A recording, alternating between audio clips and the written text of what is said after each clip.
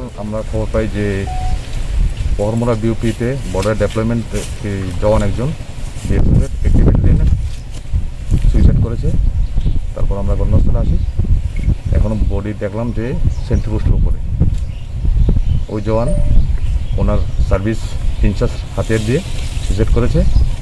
ওনার নাম বাবুরাম চৌধুরী, বাড়ি রাজস্থান। উনি গতকালকার রাত্রে 12টা থেকে আজ সকাল 6টা পর্যন্ত ডিউটিতে ডেপ্লয় ছিল। ভোর 4টা অনুমান 4:05 নাগাদ সুইসাইড করেছে।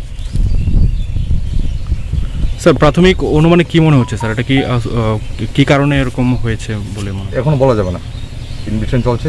আমরা ওনার বাড়ির সঙ্গে কথা বলবো, এখানে যারা ডেপ্লয়মেন্ট আছে ওনার ব্যাটালিয়ান বিওপি অন্যান্য জওয়ানদের সঙ্গে কথা বলবো, কারণ জানান যে কী কারণে সুইসাইড করলো, কিন্তু এখনও কিছু বলা যাচ্ছে না।